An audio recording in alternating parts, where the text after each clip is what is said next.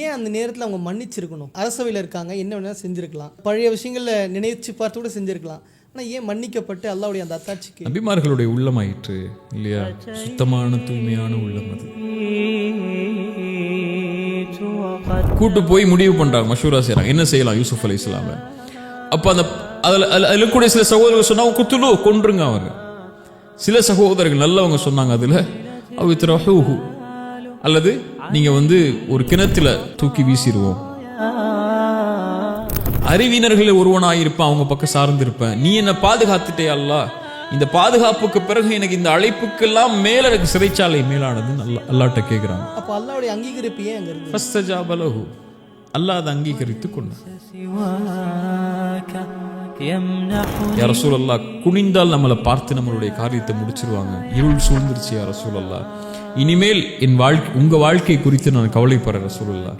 ரசூலுல்லாஹ் சொன்னாங்க, மா அதன்னுக பிஸ்னைனி அபா பக்கர், நாம் 2 பேர் இருக்கிறோம்னா நினைச்சு கொண்டு இருக்காய், அல்லாஹு தாலிதுஹுமா, மூன்றாமவராக அல்லாஹ் இருக்கிறாரே இல்லையா?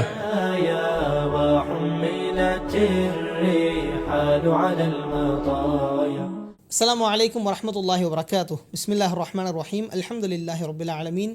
வஸ்ஸலாத்து வஸ்ஸலாமு அலா சய்யிதினா முஹம்மதின் வ அலா ஆலிஹி வ ஸஹ்பிஹி அஜ்மஈன். அம்மா பஅத். கண்ணியத்திற்குரிய அல்லாஹ்வின் அடியார்களே, கடந்த எபிசோடில் யங்ஸ்டர்ஸ் ஃபேஸ் பண்ணக்கூடிய ப்ராப்ளம்ஸை பற்றியும் குர்ஆன் சுன்னா எந்த அளவுக்கு நமக்கு சொல்யூஷனாக இருக்குது அப்படின்றத பற்றியும் பார்த்தோம். அந்த வரிசையில் இந்த பாட்காஸ்ட்டில் சூரத்துல் யூசுஃபை பற்றியான ஒரு டீட்டெயிலான கான்வர்சேஷன் நம்ம பார்க்க போகிறோம். அதற்கு ஷேக் அப்துல் பாசித் புகாரி அவர்களோடு இந்த பாட்காஸ்ட்டில் இணைவோம். அஸ்ஸலாமு அலைக்கும் வரஹ்மத்துல்லாஹி வபரகாத்துஹு. வலைக்கும் அஸ்ஸலாம் வரஹ்மத்துல்லாஹி வபரகாத்துஹு. கைஃபுல் ஹால் யா ஹபீப்? அல்ஹம்துலில்லாஹ், நல்லா இருக்கேன். எப்படி இருக்கீங்க? நல்லா இருக்கு ஹபீப். ஹபீப், இப்போ லாஸ்ட் கான்வர்சேஷனுடைய கண்டினியூவேஷனாக நம்ம இதை பார்க்குறோம். நிறைய விஷயங்கள் நம்ம பார்த்தோம். குர்ஆனும் சுன்னாவும் எந்த அளவுக்கு நமக்கு ஒரு ஊன்றுதலாக இருக்குது அப்படின்றத பார்த்தோம்.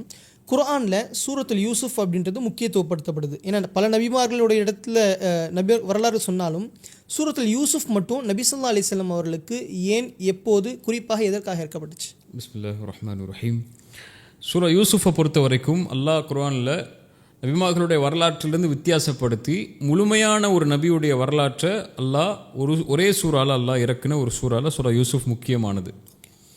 ரசூலுல்லாஹி ஸல்லல்லாஹு அலைஹி வஸல்லம் சூரா யூசுஃப் எதற்காக முழுமையாக இறக்கப்பட்டுச்சுன்னா, அல்லாஹ்வுடைய தூதர் ஸல்லல்லாஹு அலைஹி வஸல்லமுடைய வாழ்க்கையும் நபி யூசுஃபுடைய வாழ்க்கையும் ஒத்து பார்த்தீங்கன்னா ஒரே மாதிரியே இருக்கும். அவங்க அனுபவித்த சோதனைகளும் இவங்க ரசூலுல்லாஹி ஸல்லல்லாஹு அலைஹி வஸல்லம் அனுபவித்த சோதனைகளும் ஓரளவு ஒத்து போகும்.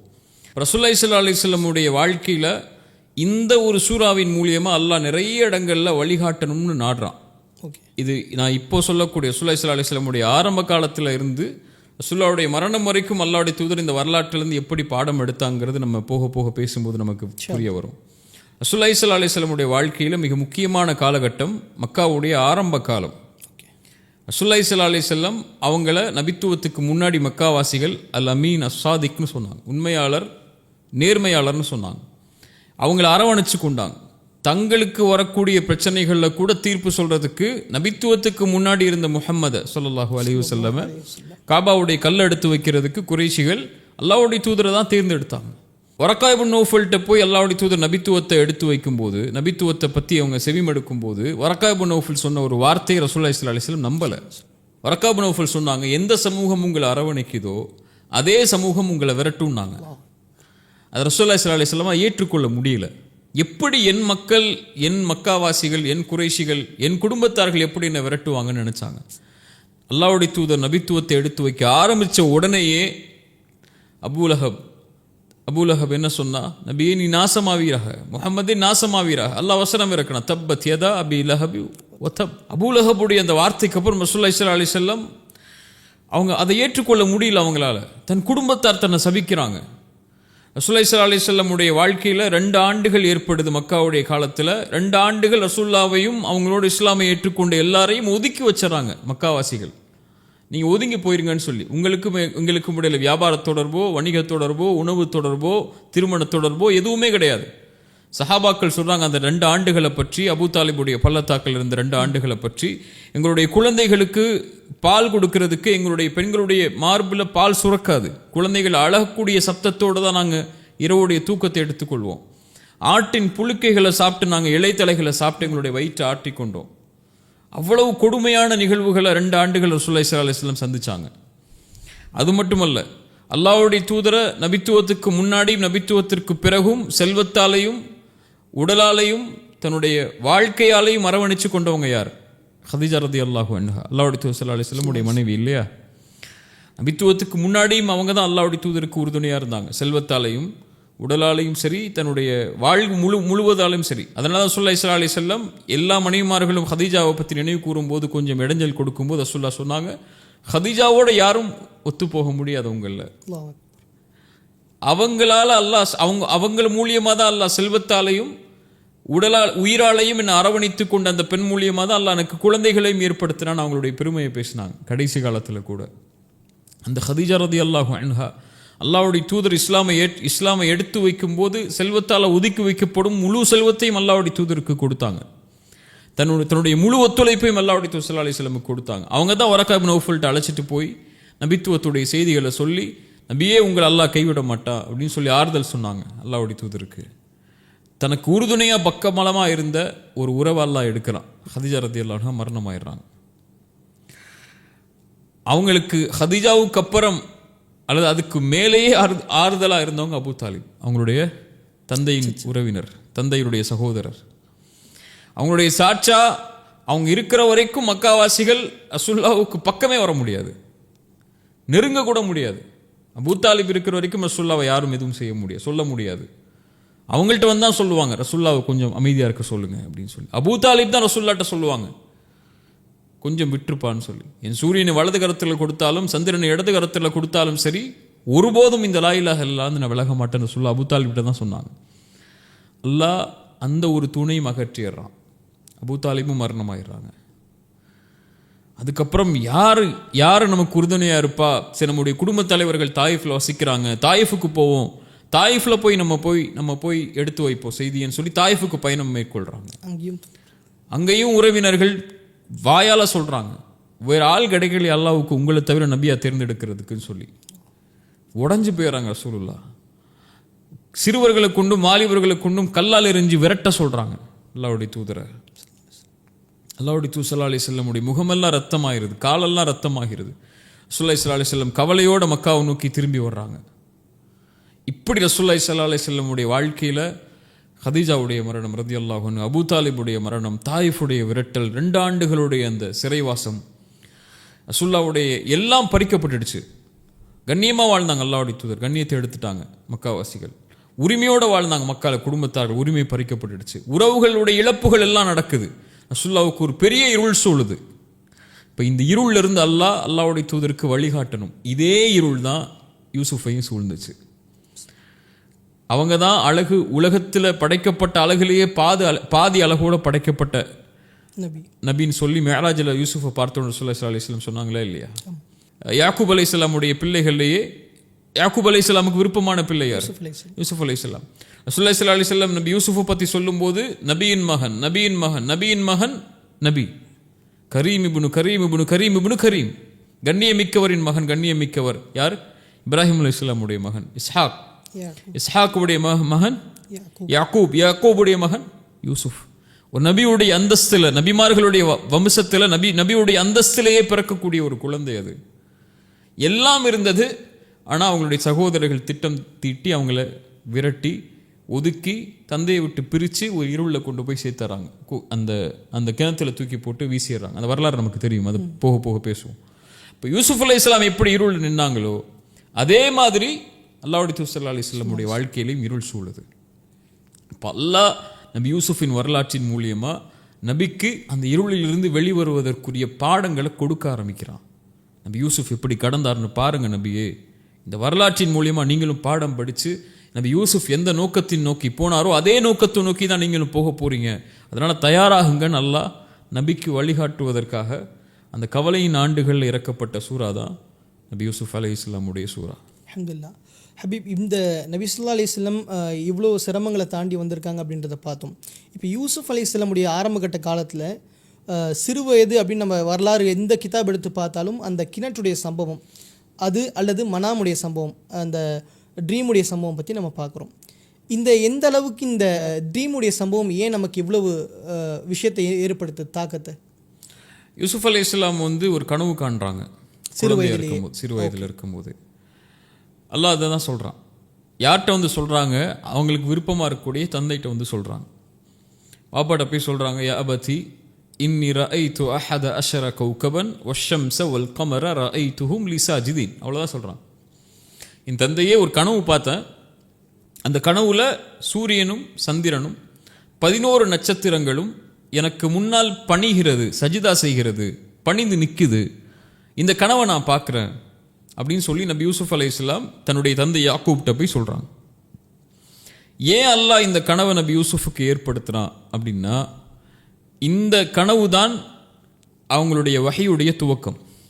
நபிமார்களுக்கு கனவின் மூலமாக அல்லாஹ் வஹியுடைய செய்திகளை கொண்டு வருவான். நபிமார்களுடைய கனவுகள் வஹி, நடக்க போகிற விஷயத்தை தான் நபிமார்களுக்கு அல்லாஹ் கனவாக கொண்டு வருவான். நம்மள மாதிரி கெட்ட கனவு நல்ல கனவுகள் எல்லாம் நபிமார்களுக்கு கிடையாது. நபிமார்களுக்கு எல்லா கனவுமே அல்லாவின் புறத்திலிருந்து வருவது. ஒரு நபிக்கு தெரியும்ல, யாக்கூப் அலைஹிஸ்ஸலாமுக்கு தெரியும்ல, தன் மகன் கனவு கண்டது ஒரு வஹியுடைய கனவு, அதுவும் ஒரு நோக்கத்தை நோக்கி அவங்கள நகர்த்திட்டு போகிற கனவு. இதுதான் நபி யூசுஃபுடைய நோக்கம், வாழ்க்கையுடைய நோக்கத்தை அல்லாஹ் கனவாக காட்டிட்டான்.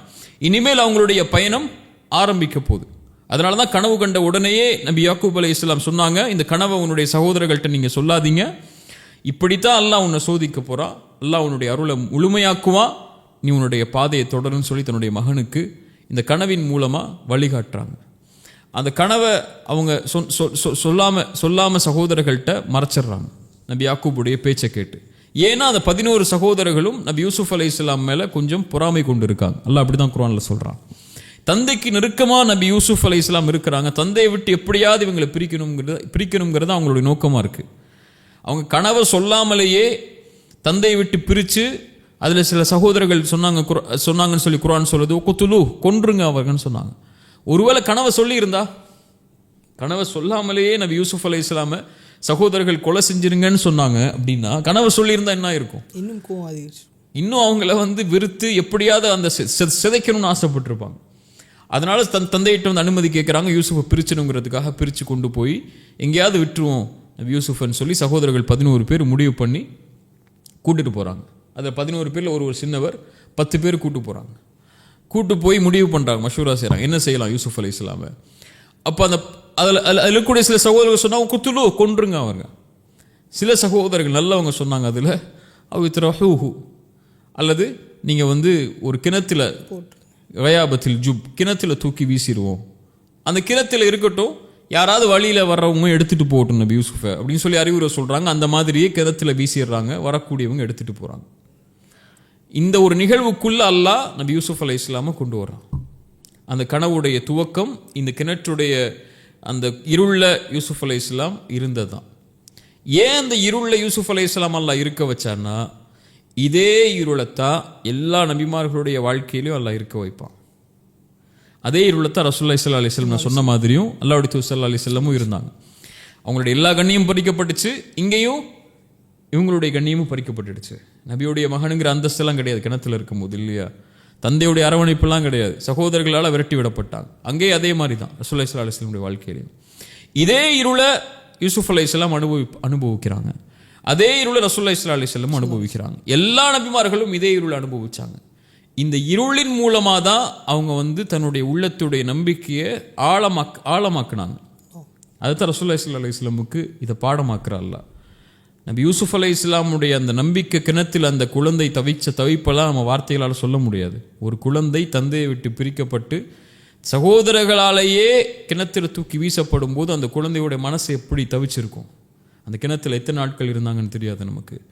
அந்த இருள பசியாலையும் பட்டினியாலையும் இருக்கும்போது அவங்க உள்ளத்தில் இருந்த நம்பிக்கை ஒன்று தான், அல்லாஹ் இருக்கான், அல்லாஹ் இந்த கனவை காட்டியிருக்கான், இதை நோக்கி அல்லாஹ் நமக்கு வழிகாட்டுவான். அந்த குழந்தையோடைய மனசில் அது இருந்துச்சுன்னு சொல்லி குர்ஆன் சொல்லலை. ஆனால் அவங்களோட வரலாற்றை நீங்கள் பின்னாடி படித்து பார்த்தீங்கன்னா எல்லா நிகழ்வுகளையும் அவங்க அதை தான் பதிவு செஞ்சுக்கிட்டே இருக்கிறாங்க. அல்லாஹ் என்னை கைவிட மாட்டான், அல்லாஹ் அவனுடைய காரியங்களை மிகைப்பான் அப்படிங்கிற காரியத்தை. அப்போ அந்த குழந்தையுடைய உள்ளத்தில் இருந்தது ஹஸ்புன் அல்லாஹ், அல்லாஹ் ஒருவன் போதுமானவன். இதே இருளத்தான் அல்லாஹ் ரப்புல் ஆலமீன் யூனுஸ் அலைஹிஸ்ஸலாமுடைய வாழ்க்கையிலையும் கொண்டு வந்தான். யூனுஸ் அலைஹிஸ்ஸலாம் அல்லாஹ் எப்படி சோதிச்சா? மீனுடைய வயிற்றுடைய இருள நபி யூனுஸ் அல்லாஹ் கொண்டு வந்தான், இல்லையா? அந்த இருள் சூழ்ந்துடுச்சு அவங்களுடைய பாவத்தின் காரணமாக தான். இருளுக்குள்ளே மாட்டிட்டாங்க.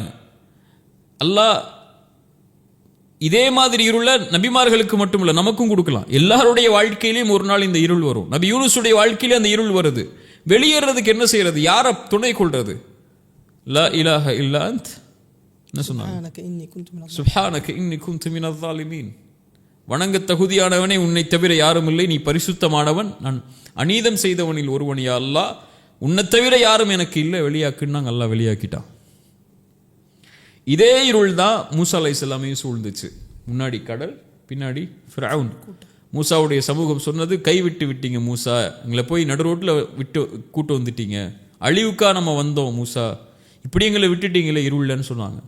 மூசா அலைஹிஸ்ஸலாம் அந்த இருளை பார்க்கும்போது சொன்னாங்க, கல்லா இன்ன மஇ ரப்பி சயஹ்தீன், ஒருபோதும் அல்ல, அல்லாஹ் என்னோடு இருக்கிறான், அவன் எனக்கு வழிகாட்டுவான். அதே இருள் தான் இப்ராஹிம் அலைஹிஸ்ஸலாமையும் சூழ்ந்துச்சு நெருப்பில் வீசப்படும் போது. நெருப்பில் வீசுறதுக்கு முன்னாடி நம்ம இப்ராஹிமுக்கு தெரியுமா அந்த நெருப்பு வந்து குளிராக போகுதுன்னு?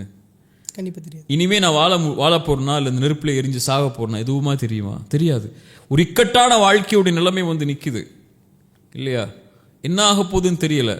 பயந்துகொள் இப்ராஹிமே சொன்னாங்க ஹஸ்புன் அல்லாஹ், அல்லாஹ் ஒருவன் போதுமானவன்.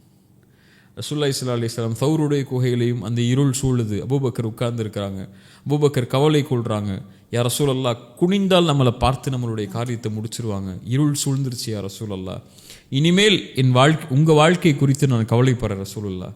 ரசூலுல்லாஹ் சொன்னாங்க, மா அதன்னுக பிஸ்னைனி அபூபக்கர், நாம் 2 பேர் இருக்கிறோம்னா நினைச்சு கொண்டு இருக்காய், அல்லாஹு சாலிதுஹுமா, மூன்றாமவராக அல்லாஹ் இருக்கிறானே இல்லையா? இத் கால லிசாஹிபிஹி லா தஹ்ஸன் இன்னல்லாஹ மஅனா, கவலை கொள்ளாதீர் அபூபக்கரே, அல்லாஹ் நம்மோடு இருக்கிறான். அந்த இருள அவங்களுடைய உள்ளத்தில் வந்த நம்பிக்கை அது இல்லையா? அதே நம்பிக்கை தான் நபி யூசுஃபுக்கு வந்துச்சு. அந்த நம்பிக்கையை கொண்டு பயணிங்க ரசூலுல்லாஹ். ஒரு கிணற்றில் வீசப்பட்ட நபியுடைய அந்த நம்பிக்கை தான் இப்போ நீங்க இருக்கக்கூடிய நம்பிக்கை. இனிமே அவங்க வாழ்க்கை என்ன ஆக போகுது, யார் காப்பாத்துவா, யாரு கூட்டு போறா, எந்த அரண்மனைக்கு போக போறாங்க, எந்த ஊருக்கு போக போறாங்க, எதுவுமே தெரியாது. இனிமே உங்க வாழ்க்கையில் நடக்க போகுதுன்னு உங்களுக்கு தெரியாது. நபி யூசுஃப் அல்லாஹ்வை துணை கொண்டாங்க, நீங்களும் அல்லாஹ்வை துணை கொள்ளுங்க, உங்க பாதையை நீங்க தொடர்வீங்க, அல்லாஹ் உங்களோட இருப்பான் அப்படிங்கிற நம்பிக்கை அல்லாஹ் வந்து புகுத்த நாடுனா. அல்லாஹ் சஹாபாக்களை பற்றியும் அப்படி தான் சொல்கிறான், அல்லதீன இது கால் அலகும், அவங்க இடத்துல சொன்னால் பயந்து கொள்ளுங்கள், எதிரிகள் எல்லாம் உங்களுக்கு எதாவது ஒன்று சேர்ந்துட்டாங்கன்னு சொன்னால் அவங்க சொல்லுவாங்க ஹஸ்புன் அல்லாஹ், அல்லாஹ் ஒருவன் போதுமானவன் சொல்லி. வாழ்க்கையில் இது மாதிரி இருள் எல்லாருக்கும் ஏற்படும். அதைத்தான் நபி யூசுஃப் மூலியமாக அல்லாஹ் நமக்கும் சொல்ல வர்றான் இல்லையா? ஆனால் இங்கே என்ன பிரச்சனைன்னா, நம்ம வந்து நபிமார்களுக்கும் நமக்குள்ள வித்தியாசம் என்னென்னா, நம்ம வந்து கஷ்டம் வரும்போதும் சிரமம் வரும்போது மட்டும்தான் அல்லாஹ் என்னோட இருக்கிறான்னு நம்ம நினைக்கிறோம். ஆனால் அவங்க அப்படி இல்லை, எல்லா நிலையிலையும் அல்லாஹ் என்னோட இருக்கிறான்னு நினைச்சாங்க. அதனால அல்லாஹ் இருளையும் அவங்களோட இருந்தான். இருளையும் அவங்களுக்கு அந்த நம்பிக்கை இருந்து பதற மாட்டாங்க. அவங்க வாழ்க்கையில் என்ன கஷ்டம் வந்தாலும் சிரமம் வந்தாலும் நம்ம பதற மாதிரி பதற மாட்டாங்க. ஐயோ யார் இருக்க போறா, சரி அல்லாஹ்வாது நம்மளோட இருப்பான், அவனை போய் கேட்போம்லாம் கேட்க மாட்டாங்க. அவங்க எல்லா நேரத்திலையும் அல்லாஹ்வோட தான் இருக்கிறாங்க. அதனால அவங்களுக்கு தெரியும் இந்த கஷ்டத்திலையும் அல்லாஹ் என்னோட தான் இருப்பான். ஸல்லல்லாஹு அலைஹி வஸல்லம் சொன்னாங்க, மகிழ்ச்சியான நேரத்தில் அல்லாஹ்வை உங்களோடு வைத்துக் கொள்ளுங்கள், அல்லாஹ் சிரமமான நேரத்தில் உங்களோடு இருப்பான் இல்லையா? அப்போ அல்லாஹ் ரப்புல் ஆலமீன நபி யூசுஃப் அலைஹிஸ்ஸலாம் அல்லாஹ் இருக்கிறான்னு நம்பிக்கை வச்சிருந்தாங்க உள்ளத்தில். அல்லாஹ் அந்த கிணற்றிலிருந்து வெளியே வரக்கூடிய வழிகளை அதுக்கு பிறகு ஏற்படுத்தினான். அந்த நம்பிக்கை தான் அல்லாஹ்வுடைய தூதருக்கு அல்லாஹ் கொடுக்க நாடுனா. அது மூலியமா அங்கேருந்து அந்த இப்போ நம்ம இவ்வளவு இருள்களை பார்த்தோம், இவ்வளவு நெருக்கடியான சூழ்நிலையிலையும் நாம் என்ன பாடத்தை அங்கேருந்து கற்றுக்க முடியும்? ஹஸ்புன் அல்லாஹ், அல்லாஹ் ஒருவன் போதுமானவன் தான். ஏன்னா இன்றைக்கி ஒரு சின்ன சிச்சுவேஷன் ஏற்பட்டாலே அல்லாஹ் என்ன இப்படி சோதிச்சிடுறானே என்னென்னமோ வார்த்தைகள் சொல்ல போடுறோம். அப்போ அந்த இருளுக்கெல்லாம் அந்த ஒரு பதிலாக என்னவா இருக்கும்? ஹஸ்புன் அல்லாஹ், அல்லாஹ் ஒருவன் போதுமானவங்கிறது தான். நபிமார்கள் அல்லாஹ் சோதிக்கிறானே இல்லையா? ஸல்லல்லாஹு அலைஹி வஸல்லம் சொன்னாங்க, இந்த உலகத்திலேயே அதிகமாக சோதிக்கப்பட்டவங்க நபிமார்கள் தான், நீங்களும் நாங்களும் இல்லை. நம்ம சோதனையெல்லாம் சோதனையே கிடையாது. நம்ம சாப்பாட்டுக்கும் உலகத்தில் வந்து தங்குற இடத்துக்கும் நம்மளுடைய பொருளாதாரத்துக்கும் தான் நம்மளை சோதிக்கிறான். வாழ்க்கையே அவங்களுக்கு சோதனை. ஒரு நாட்டை விட்டும் ஊரை விட்டும் குடும்பத்தை விட்டும் பிரிக்கப்பட்டு ஒரு நபி அல்லாஹ் சோதிக்கிறான் இல்லையா? அல்லாஹ்வுக்கு விருப்பமானவங்க இந்த உலகத்திலே நபிமார்கள் ரசூல்மார்கள் இல்லையா? ஸல்லல்லாஹு அலைஹி வஸல்லம் சொன்னாங்க, அதனால அல்லாஹ் இந்த உலகத்திலே அதிகமாக சோதிக்கப்பட்டவங்க நபிமார்கள். ரசூல் அதோடு சேர்த்து சொன்னாங்க, யாரை அல்லாஹ் நேசிக்கிறானோ அவர்களே அல்லாஹ் சோதிப்பான். அவ்வளோதான். இப்போ அந்த சோதனையில் அவங்க எடுத்துக்கொண்ட ஒரே பதில், கல்லா இன்ன மஇ ரப்பி சயஹ்தீன். எப்படி அல்லாஹ் என்னை விடுவான்? இங்கே கொண்டு வந்து நிறுத்தி அவன் யார்? அல்லாஹ். அந்த கனவை அல்லாஹ் காட்டிட்டான் எனக்கு, அதை நோக்கி நான் போக போகிறேன். நபி யாக்கூப் சொல்லிட்டாங்க, கதாலிக யஜ்தபீக ரப்புக வ யுஅல்லிமுக மின் தஅவீலில் அஹாதீஸ். இப்படிதான் அல்லாஹ் உன்னை சோதிப்பான், இப்படித்தான் அல்லாஹ் உன்னை தேர்ந்தெடுப்பான், இப்படிதான் அல்லாஹ்வுடைய நியமத்தை பூர்த்தி செய்வான், கனவுடைய விளக்கத்தை அறிவிப்பா அல்லாஹ் உனக்கு, நீ போய்கிட்டே இருந்துட்டாங்க. சகோதரர்கள்ட்ட மட்டும் சொல்லிடாத, இதை யார்ட்டையும் வெளிப்படுத்திடாத, அது நோக்கம். நீ கிளம்புன்னு சொல்லிட்டாங்க. கிளம்புன்னு சொன்னது நபி யாக்கூப். அல்லாஹ் வஹீயின் மூலமா கனவு கொடுத்துட்டான், அதை நோக்கி தான் நான் போறேன். அப்ப அல்லாஹ் என்னோடு இருப்பான் இல்லையா? அதுதானே இப்ராஹிம் அலைஹிஸ்ஸலாம் அவங்களுடைய மனைவி அவங்களுடைய மகனை அந்த பாலைவனத்தில் விட்டு வரும்போது, கைரிதி ஸர்இன் இந்த பைத்திக்கல் முஹர்ரம், யா அல்லாஹ் அந்த ஹரமுடைய பகுதியில் விட்டு வர்றான், எந்த புல் பூண்டுகளும் கிடையாது, ஒன்றுமே கிடையாது, ஒரு பாலைவனத்தில் ஒரு பெண்ணையும் ஒரு குழந்தையும் விட்டுட்டு போக சொல்கிறான் அல்லாஹ். இப்ராஹிம் அலைஹிஸ்ஸலாம் கொண்டு வந்து விட்டுட்டாங்க. என்ன கிடைக்க போ? நம்மள இருந்து என்ன நினைப்போம்? யார் நமக்கு வந்து உதவிக்கு வருவா? எந்த ஊருக்கார வருவான்? அந்த ஊருக்கார வருவானா? அந்த இடத்துல தண்ணி சாப்பாடு கொண்டு வருவாங்களா? இங்கேருந்து சாப்பாடு கொண்டு வருவாங்களா நினைப்பாங்க. திரும்பி போகும்போது ஹாஜர் அலைஹிஸ்ஸலாம் கேட்ட ஒரே பதில், கணவனை பார்த்து இப்ராஹிம் அலைஹிஸ்ஸலாம் பார்த்து, அல்லாஹு அமரக பிஹாதா, அல்லாஹ் உங்களை கொண்டு வந்து விட சொன்னது இப்ராஹிம். அவங்க திரும்பி ஆம் அவ்வளோதான் சொன்னாங்க. ஏன் அல்லாஹ் விட சொன்னா? இப்படி ஒரு பாலைவனத்தில் விட சொல்லிட்டானே, நாங்கள் என்ன செய்ய போகிறோம், இனிமே என்ன போகுது என் வாழ்க்கை, இப்படி கொண்டு வந்து எங்களை இது பண்ணிட்டீங்களே. அதெல்லாம் ஒன்றுமே கிடையாது. சொன்னது அல்லாவா, இந்த நேரத்தில் கொண்டு வந்து நிப்பாட்டினது அல்லாவா, என் விதியை விதிச்சது அல்லாவா, இந்த நிலைமைக்கு கொண்டு வந்து நிப்பாட்டணும்னு அல்லாஹ் முடிவு செஞ்சு வச்சிருக்கானா கதர்ல, ஃபைதன்லா யுதையனா, அப்படின்னா அல்லாஹ் எங்களை கைவிட மாட்டான், பூங்கன்ட்டான். இதுதான் அந்த கிணற்றில் இருக்கும்போது அல்லாஹ் என்னை கைவிட மாட்டாங்கிற நம்பிக்கை. ரசூலுல்லாஹ்வுக்கும் அதே தான், லா தஹ்சன் அல்லாஹ் மஅனா. மூசா அலைஹிஸ்ஸலாமுக்கும் அதான், ஹாஜர் அலைஹிஸ்ஸலாமுக்கும் அதான், எல்லாருக்கும் அதான். அல்லாஹ் உலகமே ஒன்று சேர்ந்து நலவு செய்ய நாடினாலும் யாரும் அல்லாஹ் நடமை செய்ய முடியாது. உலகமே ஒன்று சேர்ந்து கெடுதலை செய்ய நாடினாலும் அல்லாஹ் நலமடை செய்ய முடியாது. என்ன இருள், அல்லாஹ் போக்குவாங்கிற நம்பிக்கை மட்டும்தான் நமக்கு வந்து வழிகாட்டும். இந்த நேரத்தில் ஹஸ்புன் அல்லாஹ், அதை விட பெரிய மருந்து கிடையாது. ஹபீப், இன்னொரு பகுதியாக நம்ம பார்க்கக்கூடிய மிக முக்கியமான டாபிக் அந்த பெண்ணுடைய சம்பவம். அந்த பெண் அழைக்கும் பொழுது யூசுப் அலைஹிஸ்ஸலாம் செய்த அந்த செயல் மிகப்பெரிய ஒரு அத்தாட்சியாக மாறியிருக்கு. அந்த சம்பவத்திலிருந்து நாம் என்ன பெற்றுக்கொள்ளலாம், அதன் மூலியமாக என்னென்ன விஷயங்களை நாம் கற்றுக்க முடியும்? ரெண்டு விஷயம் எனக்கு வந்து அந்த வரலாற்றை படிக்கும்போது புரிய வருது. அறிஞர்களும் அந்த தஃப்சீரில் பதிவு செஞ்சுருக்காங்க. ரெண்டு காரணத்துக்காக அந்த பாடத்தால் நமக்கு புகட்டுறான் யூசுப் அலைஹிஸ்ஸலாம் மூலியமாக. ஒன்று, முதலாவது அதுதான், யூசுப் அலைஹிஸ்ஸலாமுக்கு அல்லாஹ் நோக்கத்தை நிர்ணயிச்சிட்டான். 11 நட்சத்திரங்கள், ஒரு சூரியன் சந்திரன் உங்களுக்கு முன்னாடி பணிந்து நிற்க ஒரு நாள், அது வர்ற வரைக்கும் போய்கிட்டே இருங்க. போகக்கூடிய பாதையில் அல்லாஹ் சில சோதனைகளை கொடுப்பான். இலக்கை அல்லாஹ் நிர்ணயிச்சிட்டான். இலக்கை நோக்கி போகும்போது அல்லாஹ் சோதிக்காமல் எப்படி அந்த இலக்கை கொண்டு போவான்? அல்லாஹ் ஈமான் கொண்டவர்களை தான் அல்லாஹ் சோதிப்பான். யார் அல்லாஹ்வுக்கு உண்மையாக இருக்கா, யார் பொய்யர்களாக இருக்கா அல்லாஹ்வுக்கு தெரியும். இருந்தாலும் அல்லாஹ் சோதிச்சால நிரூபிக்க நாடுவான். அப்படி அல்லாஹ் நபி யூசுஃபை சோதிக்கிறான் ஒரு பாவத்தை கொண்டு. அல்லாஹ் பாவத்தை கொண்டு கூட சோதிப்பான் ஈமான் கொண்டவங்களை. நல்லா புரிஞ்சுக்கணும். அல்லாஹ் காப்பாற்றிடுவான். அல்லாஹ் சொல்ற அல்லாஹ் காப்பாற்றிடுவான், ஆனால் சோதிப்பான். என்ன அல்லாஹ் சோதிக்கிறான்? அவங்க சந்தையில் போய் விலை பேச போகிறான். கிணத்துலேருந்து தூக்கிட்டு ஒரு வாணிப குழு போகுது, சந்தையில் போய் விலை பேசுகிறாங்க. ஒரு அரண்மனையுடைய மந்திரி ஒருத்தர் வந்து ஏன் வீட்டுக்கு கூட்டு போகிறோன்னு சொல்லி வீட்டுக்கு கூட்டு போய் அவங்க மனைவிட்ட போய் சொல்கிறாங்க, இப்படி ஒரு அழகான குழந்தை கிடச்சிருக்கு, குழந்தை மாதிரி வளர்ப்போம், பணிவிடை செய்வார், நலவு செய்வார் நமக்குன்னு. ஆனால் அந்த பெண் நபி யூசுஃபுடைய அழகை பார்த்தோன்னா மாறிடுறாங்க. இதை எப்படி நான் மகானாக பார்க்கறது? இவர் மேலே எனக்கு கவர்ச்சி இருக்குது. கதவுகள் அடைக்கப்படும் போது ஹை டலக் என்னோட வந்துருங்கிறாங்க, தனிமைக்கு கூப்பிட்றாங்க. ஒரு மிகப்பெரிய பாவம் நபி யூசுப் அலைஹிஸ்ஸலாமுக்கு முன்னாடி வருது.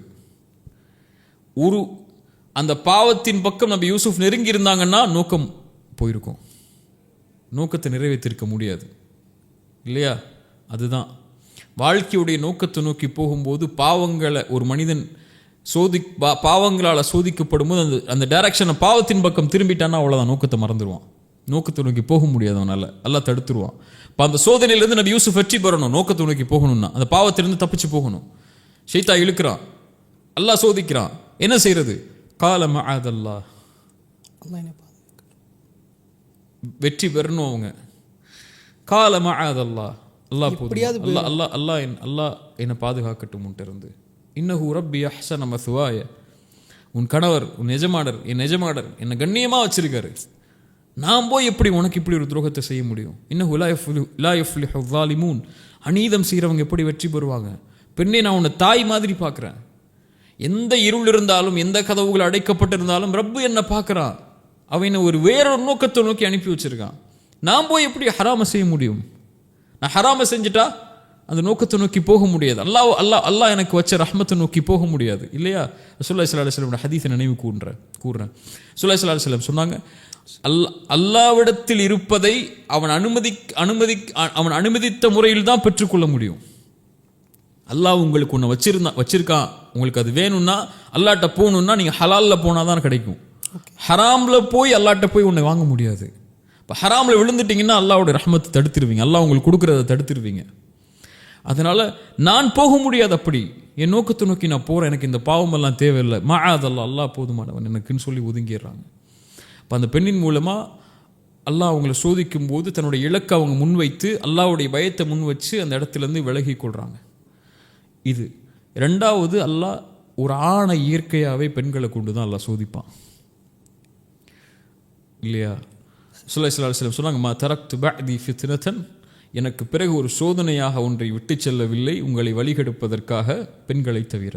அதாவது மஹ்ரம் இல்லாத உங்களுக்கு அனுமதிக்கப்படாத பெண்களுடைய கவர்ச்சியின் மூலமாக தான் அல்லாஹ் உங்களை சோதிப்பான். ஸுய்யின லின்னாஸி ஹுப்பு ஷஹவாதி மினன் நிசா, ஆணுக்கு அலங்கரிக்கப்பட்ட காரியங்களில் முதலாவது பெண் தான். ஷைத்தான் வழிகெடுக்கிறதுக்கு ஒரு ஆணை அவனை வழிகெடுக்கிறதுக்கு ஷைத்தான் பயன்படுத்தக்கூடிய முதல் ஆயுதமே பெண் தான். ரசூலுல்லாஹி ஸல்லல்லாஹு அலைஹி வஸல்லம் சொன்ன மாதிரி அதுதான் பெரிய ஃபித்னாவே. அப்படியும் நபி யூசுஃப் அல்லாஹ் சோதிக்கிறான். யார் தடுத்துட முடியும்? அந்த நேரத்தில் எல்லா கதவுகளும் அடைச்சிருக்கு. அழகிய பெண், அதுவும் அரண்மனையுடைய பெண்ணுங்கிறவங்க எப்படி இருப்பாங்க? அப்படிப்பட்ட பெண்ணுடைய அழகு இருக்கும் போதும் கூட, அந்த சோதனையில் சோதிக்கப்படும் போது கூட, காலமா அதல்லா, அல்லாஹ் என்னை பார்க்குறான், நான் அவன்கிட்ட இருந்து பயந்து கொள்ளணும், அல்லாஹ் அவன்கிட்ட இருந்து என்னை பாதுகாக்கணும்னு சொல்லி விலகுனாங்க. இந்த ஒரு பாடத்தை தான் அல்லாஹ் நமக்கு கொடுக்க நாடுறான். நீங்கள் வாழ்க்கையுடைய லட்சியத்தை நோக்கி போகிறீங்க, இலக்கை நோக்கி போகிறீங்க, போகும்போது ஒரு பெண்ணுடைய கவர்ச்சியோ ஒரு பெண்ணுடைய ஹராமான தொடர்போ வந்துருச்சுன்னா உங்களுடைய பாதை தடுக்கப்பட்டுரும். அதை நோக்கி போகாதீங்க. அல்லாஹ் இது மூலம் பெண்களை கொண்டு சோதித்தால் அல்லாஹ்வை நினைவு கூறுங்க. ஹலாலா அதை நோக்கி போங்க, ஹராமா அதை விட்டு ஒதுங்கிருங்க. அல்லாஹ் உங்களுடைய வாழ்க்கையை கண்ணியப்படுத்துவான். ரசூலுல்லாஹி ஸல்லல்லாஹு அலைஹி வஸல்லம் அதனால தான் சொன்னாங்க, யார் உதடுகளுக்கு இடையே இருக்கக்கூடிய நாவையும் 2 தொடைகளுக்கு இடையே இருக்கக்கூடிய மர்ம உறுப்பையும் பாதுகாப்பதற்கு, ஹலாலில் மட்டும்தான் அதை செலவழிப்பேன்னு பாதுகாக்கிறதுக்கு யார் எனக்கு உறுதி கொடுக்குறாங்களோ அவங்களுக்கு சொர்க்கத்தை உறுதி கொடுக்குறேன்னாங்க இல்லையா? இப்போ கால மஅதல்லாஹ், அல்லாஹ் என்னை பாதுகாக்கட்டும். அல்லாஹ்வுடைய பயம் யூசுஃப் அலைஹிஸ்ஸலாமுடைய வரலாற்றிலிருந்து நமக்கு தேவையானது இந்த நேரத்தில். ஆஸ் வி டேக், நம்ம இப்போ அங்கேருந்து பெண்ணுடைய சம்பவம் அப்படின்னு எடுத்துட்டோம். ஆனால் இப்போ இருக்கக்கூடிய ஜென்ரேஷனில் பல விதமான கான்ட்ராடிக்ஷன்ஸ், பல விதமான சிக்கல்களாக பார்க்குறோம். ஒரு கம்பெனிக்கு வரணுமா, நீங்கள் வந்து தாடி எடுத்துட்டா போதும், அப்போ தான் நீங்கள் வர முடியும் அப்படின்னு சொல்லி கம்பெனி சொல்லுது. அது இது தவிர்க்கப்பட்டதே அப்படின்னு சொல்லி நம்மளும் அதை ஒரு கேஷுவலாக எடுத்துகிட்டு அதை எடுத்துடுறோம். இல்லை எனக்கு ஒரு விஷயம் கிடைக்கணும், ஆனால் இந்த சின்ன ஹராமை செஞ்சால் கிடச்சிரும் அப்படின்ற மாதிரிலாம் அந்த ஹராமை செஞ்சிடுறாங்க. அப்போது இதுக்கும் அதுக்கும் நம்ம என்ன பாடத்தை எடுத்துக்க முடியும்? இல்லை, முதல் பாடம் நான் சொன்ன மாதிரி தான்.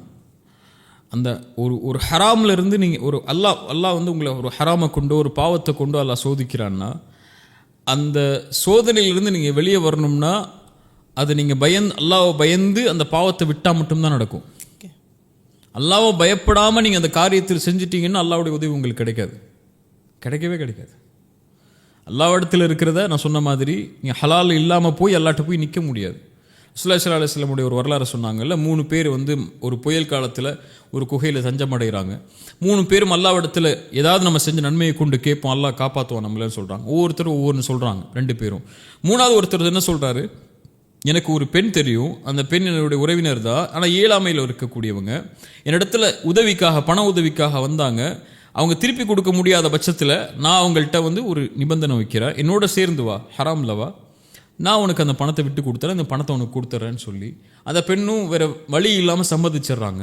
அந்த பெண்ணோட எல்லா சேர்க்கையும் ஈடுபட்டு அந்த பெண்ணுடைய நெருக்கமாக போகக்கூடிய சேரக்கூடிய நிலைமை வரும்போது அந்த பெண் என்னை பார்த்து சொன்னாங்க, அல்லாஹ்வை பயந்துகொள், அல்லாஹ் வஞ்சிக்கொள்னு சொல்லி. அல்லாஹ் அக்பர். யா அல்லாஹ், அந்த நேரத்தில் என்னாச்சுன்னு தெரியல, உன்னை பயந்துட்டேன், வெளியே வந்துட்டேன், இந்த ஹராமை செய்யலைன்னா. யாரும் இல்லை அங்கே, ஆனால் உன் பயம் எனக்கு வந்துருச்சு அப்படின்னு சொன்ன உடனே அந்த குகை கொஞ்சம் விலகுச்சு. இப்போ அல்லாஹ் அதை அங்கீகரிக்கிறான் இல்லையா? அல்லாஹ் அதை ஏற்றுக்கொள்கிறான். அப்படி எப்படிப்பட்ட சூழல் வரும்போதும் அல்லாஹ் உங்களை வந்து அந்த பயத்தை கொண்டீங்கன்னா அல்லாஹ் உங்களை பாதுகாப்பான். யூசுஃப் அலைஹிஸ்ஸலாமுடைய வரலாற்றிலேயே அல்லாஹ் வந்து யூசுப் அலைஹிஸ்ஸலாம் பற்றி சொல்லும்போது வலக்கத் ஹம்மத் பிஹி வஹம்ம பிஹா, அவரும் ஆசை கொண்டார், அந்த பெண்ணும் ஆசை கொண்டார்கள். அல்லாஹ்வுடைய அத்தாட்சியை நபி யூசுப் பார்க்கவில்லை என்றால் அவர் அங்கே போய் விழுந்திருப்பார். அல்லாஹ் சொல்றான் கதாலிக லினஸ்ரிஃப அன்ஹு ஸூ வல் ஃபஹ்ஷா, அல்லாஹ் அப்படித்தான் மானக்கீடான காரியங்களிலிருந்தும் தடுக்கப்பட்ட காரியங்களிலிருந்தும் அல்லாஹ் அவன் விரும்பக்கூடிய அடியார்களை பாதுகாப்பான். இன்னஹு மின் இபாதினல் முஹ்லசீன். நல்லா கேளுங்க, முஹ்லிசீன் இல்லை, முஹ்லசீன். அல்லாஹ்வால் தேர்ந்தெடுக்கப்படக்கூடியவர்களை, அல்லாஹ் யாரை நேசிக்கிறானோ அவங்கள அல்லாஹ் பாவத்திலிருந்து பாதுகாப்பான். அவங்க அல்லாஹ்வை நேசிக்கிறாங்க, அல்லாஹ்வை நினைவு கொள்றாங்க எல்லா நேரத்திலையும். இப்போ அல்லாஹ் நபி யூசுஃபை பாதுகாத்தான்.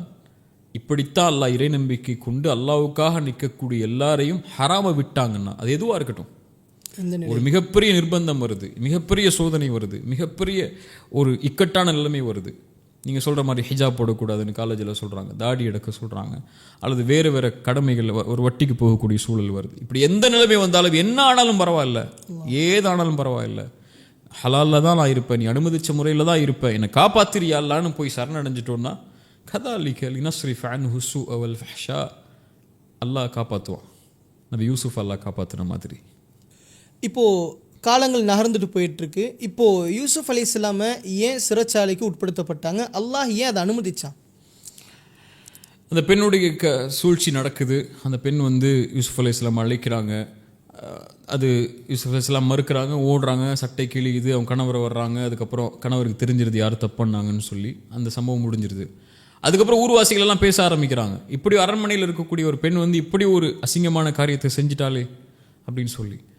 அப்போ அந்த பெண்ணுக்கு ஒரு குற்ற உணர்ச்சி இருக்கு, நான் ஏன் செஞ்சேங்கிறது எல்லாரும் பாருங்க அப்படின்னு சொல்லி அந்த ஊரில் இருக்கக்கூடிய எல்லா பெண்களையும் அழைக்கிறாங்க. அங்கே ஒரு சோதனை அழைச்சு அந்த பெண்கள் கையில் ஒரு பழத்தையும் ஒரு கத்தியும் கொடுத்து நபி யூசுஃபை வெளியே வர சொல்கிறாங்க. நபி யூசுஃப் வெளியே வர்றாங்க. அந்த பெண்கள் நபி யூசுஃபை பார்த்த உடனே அந்த அழகுடைய மயக்கத்தில் கையை பழத்தை இருக்கிறதுக்கு பதிலாக கையை அறுத்துறாங்க. இவர் மலக்கு, இவர் மனிதரே கிடையாதுங்கிறாங்க. அப்போ தான் புரியுது, இந்த அழகு தான் அந்த பெண்ணை கவர்ச்சிக்கு உள்ளாக்குச்சு.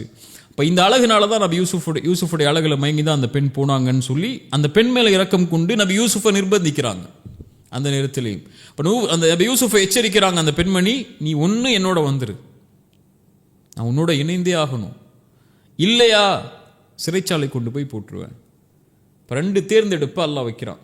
இது எல்லாருக்கும் அல்லாஹ் வாழ்க்கையில் கொண்டு வருவான். ஒரு விஷயத்தை கொடுக்கறதுக்கு உன் உலகம் வேணுமா, ஹராமில் தான் போய் ஆக வேண்டிய சூழல் வேணும், இல்லை அல்லாஹ் தான் வேணுமா, சோதிக்கப்படக்கூடிய நிர்பந்தம் வரும்.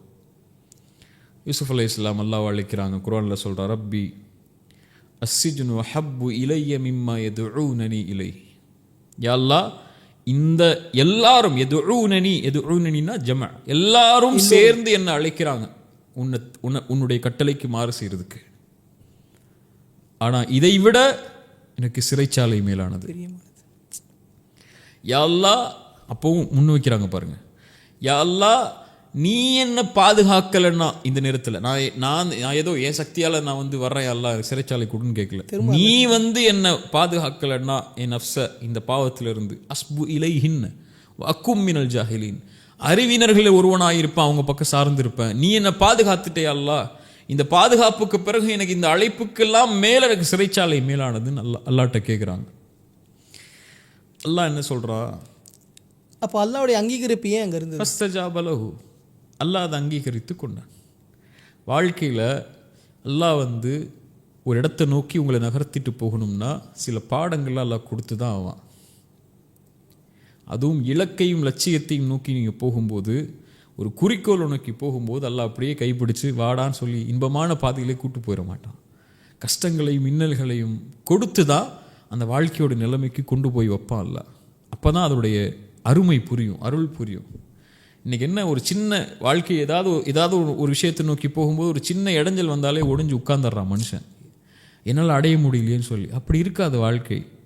வாழ்க்கைங்கிறது படிக்கட்டு இல்லை, எக்ஸலேட்டர் இல்லை, ஏறி போனால் அப்படியே போகிறதுக்கு. அது படி ஏறி தான் ஆகணும். ஒவ்வொரு படியும் ஏற ஏற ஒவ்வொரு கஷ்டங்களும் சிரமங்களும் வந்துட்டு தான் இருக்கும். அதை தாண்டினா தான் அவங்களுடைய வாழ்க்கையில் லட்சியத்தை அடைய முடியும். அதனால் நபி யூசுஃப் அல்லாஹ் சோதிக்க நாடி சிறைச்சாலைக்கு அனுமதிக்கிறான். கேட்டல்ல நபி யூசுஃப், இதோ சிறைச்சாலை இருக்கு வாங்குங்கிறான். அஸ்ஸிஜ்னு அஹப்பு இலைய மிம்மா யதுஊனி, உனக்கு சிறைச்சாலை தான் விருப்பம்னா இதோ சிறைச்சாலையை கொடுத்துறேன்னு சொல்கிறான். அது ஒரு காரணம். இன்னொன்று, அந்த சிறைச்சாலைக்கு போகாமல் நபி யூசுஃபால் அவங்களுடைய லட்சியத்தை அடைய முடியாது. அதுதான் அடுத்தடுத்த வரலாறு நமக்கு எடுத்து சொல்லுது. யூசுப் அலைஹிஸ்ஸலாம் சிறைச்சாலையில் இருக்கும் பொழுது ஒரு நபருக்கு கனவு மறக்கடிக்கப்படுது. அதனுடைய காரணம் என்னவா இருக்கும்? யூசுப் அலைஹிஸ்ஸலாம் அந்த சிறைச்சாலைக்கு போனதுக்கப்புறம் அவங்க 2 பேர் அணுகி கனவுடைய விளக்கத்தை கேட்குறாங்க. நான் ஒரு கனவு கண்டேன்னு சொல்லி ஒருத்தர் சொல்கிறாரு, இன்னொருத்தர் கனவு கண்டேன்னு ஒருத்தர் சொல்கிறாரு. 2 பேருடைய கனவுக்கு விளக்கம் கொடுக்குறாங்க. அது வரலாறு. அந்த விளக்கம் கொடுத்ததுக்கப்புறம் அவங்கள்ட்ட சொல்கிறாங்க, நீங்கள் வெளியே யார் தப்பிச்சு போவாங்களோ ஒருத்தர் செத்து போயிடுறான்னு சொல்லிடுறாங்க. யூசுப் அலைஹிஸ், நீ இறந்து போயிடுவேன், ஒருத்தர் தப்பிச்சு போய் அரண்மனைக்கு வேலை செய்வீங்க. நீ வேலையை யார் செய்வாங்கன்னு தெரிஞ்சதோ அவங்கள்ட்ட சொன்னாங்க, உன்னுடைய அரசருக்கு அதை நினைவுபடுத்துன்னு சொல்கிறாங்க. அவர் வெளியே போயிடுறாரு. ஆனால் குர்ஆன் சொல்லுது ஷைத்தான் அதை மறக்கடிச்சிட்டான்னு சொல்லி. அல்லாஹ்வுடைய நாட்டம் தான், சோதனை தான் அது. ஷைத்தான் மறக்கடிச்சாலும் ஏன் அந்த கனவை ஏன் அந்த விளக்கத்தை மறக்கடிச்சு நபி யூசுப் அலைஹிஸ்ஸலாம் சிறைச்சாலையிலேருந்து வெளியே போகாமல் இன்னும் பல ஆண்டுகள் சிறைச்சாலை இருக்கிறதுக்கு அல்லாஹ் காரணமாக்குனான்னா, அரசருக்கு ஒரு கனவு வரணும். ஓகே, அந்த கனவு வர்ற வரைக்கும் நபி யூசுப் சிறைச்சாலையில் தான் இருந்தாகணும். அரசருக்கு என்ன கனவு வரணும்? ஒரு கனவு காண்கிறார், மாடுகளை பற்றிய கனவு. அதோடைய விளக்கம் என்ன? 7 ஆண்டுகள் இந்த நாட்டில் செழிப்பாக இருக்க போகுது, அதுக்கப்புறம் 7 ஆண்டுகள் வறுமை வரப்போகுது. இப்போ இந்த 7 ஆண்டுகள் வறுமை வர்றதுக்கு முன்னாடி செழிப்பாக இருக்கக்கூடிய நேரத்தில் உங்களுக்கு தேவையானது போல் மீதியை பாதுகாத்து வச்சு வறுமை வரக்கூடிய நேரத்தில் செலவழிங்கன்னு சொல்லி.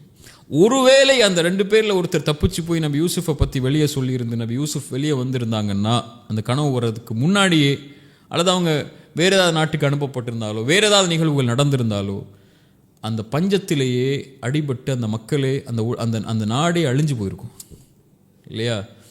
அல்லாஹ் அந்த மக்களை காப்பாற்றணும், அந்த ஒரு நிகழ்வு வரணும். அந்த கனவு வந்தாதான் நபி யூசுப் அலைஹிஸ்ஸலாமுக்கு இந்த சோதனையுடைய முடிவு வரும்னு சொல்லி அல்லாஹ் முடிவு பண்ணிட்டான். அந்த சோதனையுடைய முடிவு தான் நபி யூசுஃபுடைய விடியல். நபி யூசுஃபுக்கு தெரியாது இந்த 2 பேருடைய கனவுடைய விளக்கத்தோடு என்னுடைய சோதனை முடிய போதுங்கிறத அவங்க காத்துட்டு இருக்காங்க. அவங்க விளக்கம் சொன்னதோட வெளியே போய் சொல்லிடுவார், நம்மளை காப்பாற்றிடுவாங்க. ஆனால் அல்லாஹ்வுடைய முடிவு அப்படி இல்லை. இன்னும் உனக்கு காலம் இருக்குது யூசுஃப், நீ வெளியே போகக்கூடிய நேரம் உன்னை கண்ணியப்படுத்தக்கூடிய நேரமாக இருக்கும், அந்த மக்களை காப்பாற்றக்கூடிய நேரமாக இருக்கும். இதுதான் நமக்கு வாழ்க்கையிலையும் ஒரு மிகப்பெரிய படிப்பினை இல்லையா? நம்ம கஷ்டம் வரும்போது, சிரமம் வரும்போது ஏதோ அல்லாஹ்வை பயந்து கொள்ளக்கூடியவங்க பொறுமையாக இருக்கிறாங்க. ஆனால் ஏன் இந்த கஷ்டம் எனக்கு நீங்கலை? ஏன் எனக்கு 20 வயசுல அல்லாஹ் எனக்கு இதை கொடுக்கல? அவன்லாம் நல்லா இருக்கானே, இவன்லாம் நல்லா இருக்கானே. இப்போ என்னுடைய வாழ்க்கைக்கு எது சரியான நேரத்தில் சரியான இடத்துல கொடுக்கணும்னு ரப்புக்கு தெரியும் இல்லையா? அந்த ரப்பு சரியான நேரத்தில் சரியான இடத்துல சரியான சூழ்நிலை வரும்போது இந்த சோதனையை நீக்கி உனக்கு அல்லாஹ் அதை தருவான். நபி யூசுஃப் எப்படி பொறுமையாக இருந்தாங்களோ அது மாதிரி நீயும் பொறுமையாக இருந்தால் அந்த நேரம் வரும்போது அல்லாஹ் அதை கொடுத்து உன்னை அந்த சோதனையிலேருந்து வெளியாக்கி அல்லாஹ் அழைச்சிட்டு போவான். அந்த ஒரு அடிப்படைக்காகத்தான் அந்த கனவை மறக்கடித்து அந்த அரசருடைய கனவு வர்ற வரைக்கும் அதுக்கு விளக்கம் சொல்லி அந்த அரசருடைய அதுக்கப்புறம் அரசவையில் அமரக்கூடிய யூசுஃப் அல்லாஹ்வை ஆக்கிற வரைக்கும் அல்லாஹ் நபி யூசுஃப் அல்லாஹ் சோதிச்சான். அரசவையில் உட்கார்ந்த யூசுப் அலைஹிஸ்ஸலாம் என்னென்ன விஷயங்களை கையாண்டாங்க? அவங்க குடும்ப சூழ்நிலைகளை சந்திக்க வேண்டிய ஒரு சூழ்நிலை ஏற்படும் பொழுது அங்கே என்ன நமக்கு பாடம் உணர்த்தப்படுது? நபி யூசுப் அலைஹிஸ்ஸலாம் அல்லாஹ் சிறைச்சாலையிலேருந்து வெளியே கூட்டு வரும்போது கம்பீரமான ஒரு தோற்றத்தில் தான் அவங்க வரணும்னு நினச்சாங்க. அழைக்கும் போது வெளியே வாங்கன்னு கூப்பிடும்போது இல்லை, அந்த பெண்ணை ஒத்துக்க சொல்லுங்கன்னாங்க. என் கண்ணியத்தை எடுத்துட்டீங்கல்ல, நான் அதில் உறுதியாக இருக்கணும், என் கண்ணியத்தை திருப்பி கொடுங்க எல்லா மக்களுக்கு முன்னாடியும். அந்த பெண் நான் தான் குழம்பிட்டேன், அவர் உண்மையாளர் தான், அவர் உண்மையான சாதிக்கு தான் அப்படின்னு அந்த பெண் சொன்னாங்க. அதுக்கப்புறம் தான் நபி யூசுப் சிறையிலேருந்து வெளியே வந்தாங்க. வெளியே வந்த உடனே அந்த நிர்வாக பொறுப்பை கேட்குறாங்க. அந்த அரசரும் கொடுத்துட்றாரு, நீ பார்த்துக்கோ இதுன்னு சொல்லி. ஏன்? அந்த நிர்வாக பொறுப்பில் இருக்கும்போது தான் அவங்களுடைய சகோதரர்கள் வருவாங்க அவங்கள நோக்கி. அப்போதான் அந்த அவங்களுடைய 11 பேரும், அந்த 10 பேர் வருவாங்க. அதுக்கப்புறம் 11 புன்யாமீன் அழைச்சிட்டு வருவாங்க. 11 பேர் யூசுப் அலைஹிஸ்ஸலாம் முன்னாடி நிற்கணும். அந்த நிர்வாகத்தில் அவங்க கொடுக்கல் அந்த உணவை கொடுக்கணும். மறுபடியும் உணவை எடுக்கிறதுக்கு அவங்க வருவாங்க. அந்த நேரத்தில் அவங்க ஒரு பாத்திரத்தை அரசவையில் இருக்கக்கூடிய ஒரு பொருளை வச்சு விடுவாங்க, திருட்டு பட்டம் சொல்லுவாங்க. இந்த வரலாறு நமக்கு தெரியும். யூசுப் அலைஹிஸ்ஸலாமுக்கு முன்னாடி அந்த சகோதரர்களை நிப்பாட்டணும் நல்லா முடிவு செஞ்சுட்டான். அந்த பதவிக்கும் கொண்டு போயிட்டான், பல நிப்பாட்டியும் செஞ்சுட்டான். அதுக்கப்புறம் நபி யூசுப் அலைஹிஸ்ஸலாம் அவங்கள அந்த 2வது நிகழ்வு புன்யாமீன் அழைச்சிட்டு வந்ததுக்கப்புறம் தந்தையோடைய நிலைமையை எடுத்துகிட்டு வரும்போது அவங்க கேட்குறாங்க, எல்லா சோதனைகள்லேயும் அவங்க சகோதரர்களும் சிரமப்படும் போது இப்படி ஒருத்தருக்கு நீங்கள் செஞ்சீங்களே தெரியுமா அப்படின்னு. அப்போ அவங்க சகோதரர்கள் சொல்கிறாங்க, அந்த யூசுஃப், நீங்கள் தான் யூசுஃபான்னு கேட்குறாங்க. இப்போ சொன்னாங்க, நான் தான் யூசுஃப், அதாஹி, இதான் என்னுடைய சகோதரர் அப்படின்னு அறிமுகப்படுத்துகிறாங்க. அந்த நிலைமை அல்லாஹ் கொண்டு வந்து நம்ம யூசுஃப் அலைஹிஸ்ஸலாமுக்கு முன்னாடி கொண்டு வந்து காட்ட ஆசைப்பட்றான். அப்போ இவ்வளோ ஸ்ட்ரகிள்ஸை தாண்டி அந்த லட்சியத்தை அடையக்கூடிய அந்த நாளுக்காக அல்லாஹ் இவ்வளோ பெரிய விஷயத்த சொன்னான். ஏன் அந்த நேரத்தில் அவங்க மன்னிச்சிருக்கணும்?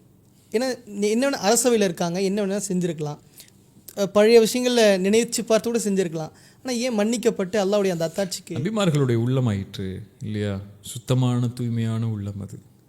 வெறுப்பையோ பகைமையோ சண்டையோ எதையும் சுமக்காத அந்த உள்ளம். அவங்க யோசிச்சு பாருங்க, அவங்க வாழ்க்கையில் அவங்க அனுபவிச்ச எல்லா கஷ்டத்துக்கும் அடிப்படை அந்த முன்னாடி நிற்கக்கூடிய அந்த 10 பேர் தான் இல்லையா?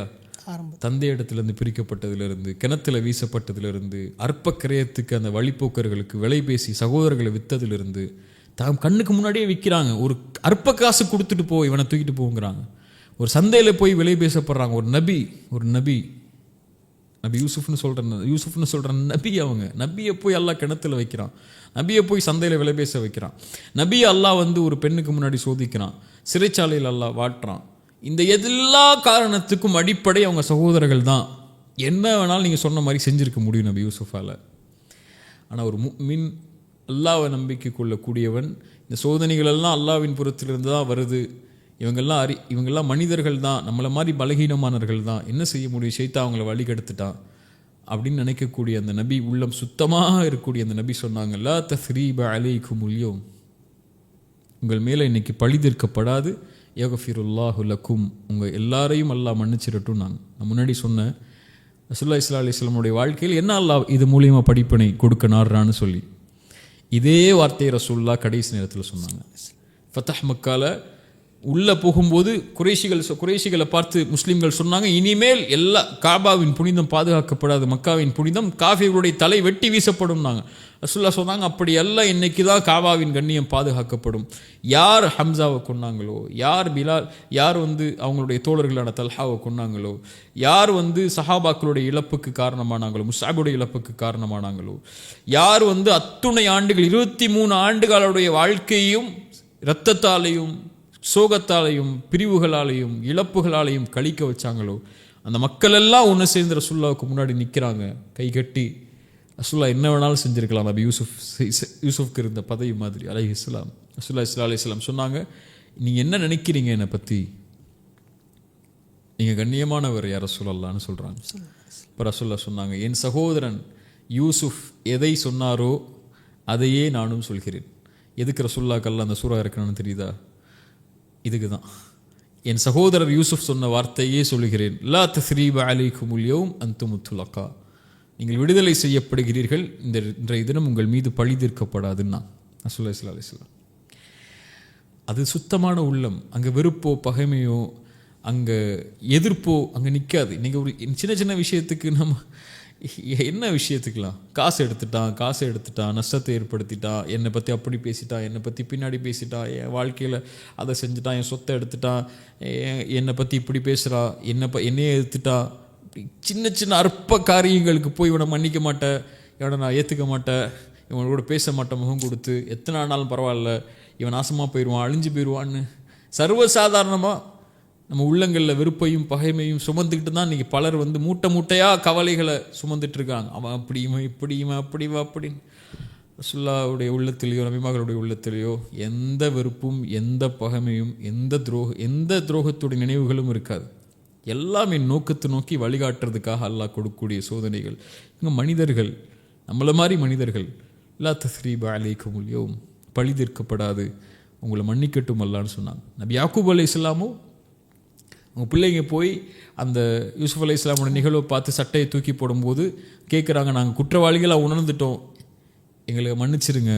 நபி யாக்கூபும் சொன்னாங்க, எல்லாம் தெரியும் நபி யாக்கூபுக்கு, இவங்க தான் என்னுடைய கவலைக்கும் என்னுடைய கஷ்டத்துக்கும் காரணமானவங்க, நான் உங்களுக்காக அல்லாஹ்ட்ட மன்னிப்பு கேட்குறேன், நாங்கள் கவலைப்படாதீங்க என் பிள்ளைகளே. நாங்கள் எவ்வளோ அழகான குணத்தை சுமந்த சமூகம் இது. இன்றைக்கி எவ்வளோ கீழ்த்தரமாக சின்ன சின்ன விஷயங்களுக்கும் பகைமையும் வெறுப்பையும் சண்டையும் முகம் காட்டுதலையும், சலாம் இல்லை இன்னைக்கு சின்ன சின்ன விஷயங்களுக்கு போய் அடிச்சுக்கிட்டு முஸ்லீம்களாக இருந்துக்கிட்டு வெறுப்பையும் பகைமையும் சுமந்துக்கிட்டு அல்லாஹ் பாதுகாக்கணும். இந்த சுத்தமான உள்ளத்தெல்லாம் நமக்கு தரணும். ஹபீப், இன்னொரு அழகான ஒரு சம்பவத்தை நான் பாயிண்ட் அவுட் பண்ண நினைக்கிறேன். ஆரம்பத்தில் அந்த கனவு சொல்லப்பட்டது நம்பிக்கையான தன்னுடைய தகப்பனார்கிட்ட. அந்த தகப்பனாரை பிரிஞ்சு இவ்வளவு காலம் இருந்துட்டாங்க, அரசாட்சிக்கும் வந்துட்டாங்க. நபி யூசுப் அலைஹிஸ்ஸலாம் அவர்களும் அவருடைய தந்தையும் சந்திக்கிற அந்த காட்சி நமக்கு எதை வலியுறுத்துது?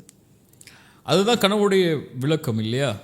அவங்க அரசவையில் உட்கார்ந்ததுக்கப்புறம் எல்லாரையும் அழைச்சிட்டு வாங்கங்கிறாங்க. தந்தை வர்றாங்க, தாய் வர்றாங்க, அந்த 11 நட்சத்திரங்கள் 11 சகோதரர்கள் வர்றாங்க. தந்தையை சிம்மாசனத்தில் அமர வச்சுட்டு 11 பேரும் யூசுப் அலைஹிஸ்ஸலாம் முன்னாடி பணிகிறாங்க. இப்போ இதுதான் யூசுப் அலைஹிஸ்ஸலாமுடைய வாழ்க்கையுடைய நோக்கம்னு சொல்லி அல்லாஹ் அவங்களுடைய ஆரம்பத்திலே காட்டிட்டா.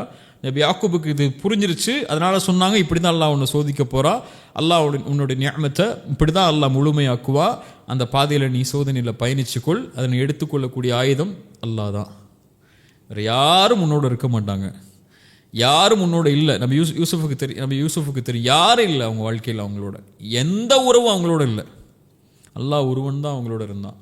அந்த அல்லாஹ் ஒருவன் அவங்களோட இருக்கும்போது அந்த பாதையில் பயணித்த நபி யூசுஃபுக்கு அல்லாஹ் ரப்புல் ஆலமீன் அந்த கனவுடைய விளக்கத்தை அவங்களுடைய தந்தைக்கு முன்னாடியும் தாய்க்கு முன்னாடியும் பிள்ளைகளுக்கு முன்னாடியும் சகோதரர்களுக்கு முன்னாடியும் அல்லாஹ் காட்டினான்.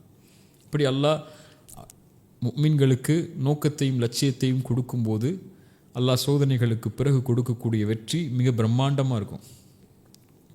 ஹுதைபியா உடன்படிக்கையில் ரசூலுல்லாஹி ஸல்லல்லாஹு அலைஹி வஸல்லம் திருப்பி அனுப்பிடுறாங்க. உமர் சட்டையை பிடிக்கிறாரு, சத்தியத்தில் இருக்கிறோமா யா ரசூலல்லாஹ், இவங்கள் காஃபிர்கள், அவங்களுக்கு முன்னாடி போய் பணிஞ்சு நிற்கிறீங்க நீங்கன்னு சொல்லி. இதா ஜா நஸ்ருல்லாஹி வல் ஃபத்ஹ், குர்ஆனுடைய சூரா இறங்குது. உமர் கேட்குறாங்க, யா ரசூலல்லாஹ் இதுதான் அந்த வெற்றியாங்கிறாங்க. மக்காவுடைய வெற்றிக்கு நுழையும் போது அவங்களுக்கு அப்போ தான் புரியுது, அந்த லட்சியத்துக்காக தான் இந்த ஒரு திருப்பி அனுப்பினா அல்லாஹ். இது நேரம் இல்லை, திரும்பி போங்க, சோதிக்கப்படக்கூடிய நேரம் இன்னும் இருக்குது, சோதனை அனுபவிங்க, இன்னும் அந்த வெற்றி வரக்கூடிய நாள் வரைக்கும் காத்துருங்க. நபி யூசுஃப் எல்லா சோதனையும் அனுபவிச்சாங்க, வெற்றி வந்துச்சு, அது பிரம்மாண்டமாக இருந்துச்சு. வாழ்க்கையும் அப்படி தான். நமக்கு அந்த இலக்கெல்லாம் முடிவு செஞ்சு அதை நோக்கி நம்ம போய்கிட்டே இருக்கிறோம்னா வரக்கூடிய சோதனைகளெல்லாம் அதை நோக்கி நகர்த்துறதுக்காக தானே தவிர, நம்ம சோதனை வந்துருச்சு, ஐயோ என்ன பண்ண போகிறோம், யார் நம்மளை காப்பாற்ற போகிறா, இதுக்கப்புறம் என்ன ஆக போகுது லைஃபு, எங்கே எனக்கு என்ன, என் காசு என்ன ஆக போகுது, எப்படி சம்பாதிக்க போகிறேன், எதை நான் பெற போகிறேன் இந்த உலகத்தில்னு புலம்புறதுக்கு இல்லை. அந்த இலக்கு நோக்கி நகர்ந்துக்கிட்டே இருக்கணும் வரக்கூடிய சோதனைகளோட. அதை அவன் அல்லாஹ் துணை கொண்டு வரக்கூடியதெல்லாம் என்னுடைய வாழ்க்கையோடைய லட்சியத்தை நோக்கி நகர்த்துறதுக்காக தான் நம்ம புரிஞ்சிட்டாலே அவன் வெற்றி அடைஞ்சிருவான். நபி யூசுப் அலைஹிஸ்ஸலாமுடைய சம்பவத்தை நம்ம பார்க்கும்பொழுது சபுருடைய மிக முக்கியமான ஒரு புள்ளியாக திகழ்ந்தாங்க. இந்த சபுருன் ஜமீல் எவ்வளவு விளக்கமானது நமக்கு. சபுரன் ஜமீலன் அப்படிங்கிற வார்த்தை யாக்கூப் அலைஹிஸ்ஸலாம் அந்த சூராவுடைய எல்லா நேரத்திலையும் சொல்லிக்கிட்டே இருப்பாங்க. யூசுப் அலைஹிஸ்ஸலாம் அவங்கள ஓனாய் கடிச்சிருச்சு, அதுதான் அவங்களுடைய ஆடைன்னு சொல்லி ரத்தத்தை முக்கி அவங்க ஒரு ஆடையை கொண்டு போகும்போதும் சபுரன் ஜமீலன், அழகிய பொறுமையை கையாளுறேன்னு சொல்லுவாங்க இல்லையா. புன்யாமீனை திருப்பி கூட்டு வர முடியல அப்படின்னு சொல்லும்போது அவங்க சொல்லுவாங்க சபுரன் ஜமீலன், அழகிய பொறுமையை கையாளுறேன்னு சொல்லி. சபுரன் ஜமீலன் அப்படின்னா இன்றைக்கி என்ன எல்லாரும் நினச்சிக்கிட்டோம்னா, பொறுமைங்கிறது என்ன, நம்ம என்ன பண்ண போகிறோம், எது பண்ண போகிறோம்னு குழம்பிக்கிட்டே நான் பொறுமையாக இருக்கிறேன்னு இல்லை. சபுரன் ஜமீலன்னா அல்லாஹ் ஒருவன்கிட்ட மட்டும்தான் அந்த பொறுமைக்கான விடையை தேடுவாங்க, அந்த சோதனைக்கான விடையை தேடுவாங்க. அல்லாஹ்வை தவிர வேறு எதையும் அந்த பொறுமையில் அவங்க எடுத்துக்க மாட்டாங்க. யாக்கூப் அலைஹிஸ்ஸலாம் அதானே சொன்னாங்க, சகோதரர்கள் ஏன் இப்படி அழிஞ்சு போகிறீங்க, நபி யூசுஃபை நினச்சி ஏன் பொறுமைன்னு சொல்லி அழிஞ்சு போகிறீங்க. ஒரே வார்த்தை சொன்னாங்க, இன்னமா அஷ்கு பஸ்ஸி வஹுஸ்னி இலல்லாஹ், என் கவலை என் துக்கம் எல்லாவற்றையும் இந்த சபுரன் ஜமீலன், இந்த பொறுமைக்கு அப்புறம், இந்த வாழ்க்கையில் இருக்கக்கூடிய சோதனையில் இருக்கக்கூடிய பொறுமைக்கு அப்புறம் நான் முறையிடுறது அல்லாஹ் ஒருவன்ட்ட மட்டும்தான். வேறு யார்ட்டையும் என் கஷ்டத்தையும் என் சிரமத்தையும் முறையிட மாட்டேன். அல்லாஹ் ஒருவன் தான் இந்த சோதனையிலேருந்து எனக்கு வெளியே கொண்டு வருவாங்கிற அந்த சபுர் இருக்க, அல்லாஹ் என்னை காப்பாற்றிடுவான், அல்லாஹ் என்னை வெளியாக்கிடுவான், என் சிரமத்தை நீக்கிடுவான், அவனை தவிர நான் எதையும் சார்ந்திருக்க வேண்டியது இல்லை, அவன்கிட்ட ஒப்படைச்சிட்டேன் என் பிரச்சனையை, எல்லாம் நீ பார்த்துக்கோ, நீ தீர்த்துக்கோ, என்னை விட்டுறாதே அல்லாஹ் அப்படிங்கிற சபுர் இருக்கு பாருங்க. அது அந்த துஆல இருந்துச்சுன்னா, அந்த சபுருடைய துஆல சோதனையில் அழைக்கும் போது அல்லாஹ் வெற்றி கொடுத்துருவான். ஸல்லல்லாஹு அலைஹி வஸல்லம் சொல்லி கொடுத்த துஆ அடிக்கடி நான் சொல்லுவேன். ஸல்லல்லாஹு அலைஹி வஸல்லம் தன் மகளுக்கு சொல்லி கொடுத்தாங்க, காலையிலேயும் மாலையிலையும் இந்த துஆ ஓதுனாங்க. யா ஹய்யு யா கய்யூம், உயிர் உள்ளவனை நிலையானவனே, அஸ்தகீது பிரஹ்மதிக், அருளை கொண்டு உன்னிடத்திலே உதவி தேடுகிறேன். அஸ்லிஹ் லி ஷஅனி குல்லஹ், என் முழுமை அனைத்தையும் சீராக்கிய அல்லாஹ், என் காரியங்கள் அனைத்தையும் சீராக்கிய அல்லாஹ். வலா தகில்னி இலா நஃப்ஸி தர்ஃபத ஐன், என் கண் சிமிட்டும் நேரத்துக்கு கூட என்னை விட்டு விலகிறாத, என்ன என்கிட்ட ஒப்படைச்சிடாத, நீ பார்த்துக்கோன்னு சொல்லிடாத. நீ பார்த்துக்கோயா அல்லாஹ், என்னை நீ வச்சுக்கோயா அல்லாஹ், என் உச்சி முடி உன் கையில் இருக்குது, நீ அதை நடத்தியா அல்லாஹ். இந்த சோதனையில் வந்து நிற்கிற, எனக்கு என்ன செய்யணும்னு தெரியல, எப்படி வெளியே போகணும்னு தெரியல, யூசுஃப் வருவாரா திருப்பி வருவாரா எனக்கு தெரியாதே அல்லாஹ், நான் உன்கிட்ட கேட்குறேன். சப்ரன் ஜமீலன், அந்த அழகிய பொறுமையோடு, வஸ்தஈனு பிஸ்ஸப்ரி வஸ்ஸலா, அந்த சபுரை கொண்டு அல்லாஹ் கேட்குறாங்கிறான், கேளுங்கிறான், அல்லாஹ் உதவி தேடுங்கிறான். அந்த சபுர் தான் அது. உன்கிட்ட கேட்குற அல்லாஹ் என்னை காப்பாற்று. அல்லாஹ் காப்பாற்றுனான். நபி யூசுஃபை கொண்டு வந்து சேர்த்தான், தன் மகனை கொண்டு வந்து சேர்த்தான். நான் சொன்னேன்ல உங்கள்கிட்ட, நபி யாக்கூப் சொன்னாங்க, நான் சொன்னேன்ல உங்கள்கிட்ட, அல்லாஹ் உங்களுக்கு தெரியாத எல்லாத்தையும் நான் அல்லாஹ்வை பற்றி அறிஞ்சிருக்கேன்னு சொல்லி அல்லாஹ் என்னை காட்டிட்டான் பார்த்தீங்களா என் மகனன்னு சொல்லி சந்தோஷப்பட்டாங்க. அதுதான் சபுரன் ஜமீலன். இவ்வளவு தெளிவான நிகழ்வுகளை நம்ம இவ்வளோ தூரம் பார்த்துட்டோம். கடைசியாக யூசுஃப் அலைஹிஸ்ஸலாம் கேட்ட அந்த துஆ எவ்வளவு பிரதிபலிக்கக்கூடியது, அது ஏன் நமக்கு முக்கியத்துவப்படுத்தப்படுது? ஒரு மனிதனுடைய வாழ்வுடைய முடிவுடைய நிலையை சொல்லக்கூடிய துஆ அது. அல்லாஹ் அப்படிப்பட்ட ஒரு மரணத்தை நமக்கு தரணும். அதான் வாழ்க்கையோட லட்சியத்தை அவங்க முழுமை அடையக்கூடிய வார்த்தைகள் அது. அல்லாஹ்ட்ட என்ன கேட்குறாங்க பாருங்கள் நபி யூசுஃப், ரப்பி ஆதைதனி மினல் முல்க், யா அல்லாஹ் நீ தான் என்னை அரசனாக்குன. அவங்க தான் அவ்வளோ சோதனை அனுபவித்து அந்த இடத்துக்கு வந்து நிற்கிறாங்க, அல்லாஹ்ட்ட ஒப்படைச்சிட்டாங்க. நீ தான் அல்லாஹ் கொடுத்த. வஅல்லம் தனி மின் தஅவீலில் ஹதீஸ், நீ தான் அல்லாஹ் அந்த கனவுடைய விளக்கத்தெல்லாம் கற்றுக் கொடுத்த. அதனால தான் அந்த சிறையிலேருந்து அவங்க வெளியே வந்தாங்க. அவங்க இருக்கக்கூடிய அறிவை கொண்டு தான் இல்லையா? ஆனால் நீ தான் அல்லாஹ் கற்றுக் கொடுத்த. இன்றைக்கி 5 பைசா 6 பைசா அல்லது 1 கோடி ரூபா சம்பாதிச்சதுக்கப்புறம் ஏன் திறமையால் சம்பாதிச்சேன், என்னால் நடந்துச்சுன்னு சொல்லக்கூடியவங்க எவ்வளோ பேர் இல்லையா? எனக்கு இருக்கக்கூடிய திறமையில தான் நான் இவ்வளோ தூரத்தில் வந்து நிற்கிறேன்னு சொல்லி. என்ன திறமை? யூசுஃப் சொன்னாங்க, யா அல்லாஹ் நீ தான் எனக்கு அதிகாரத்தை கொடுத்த, நீ தான் கனவுடைய விளக்கத்தை கொண்டு வந்த.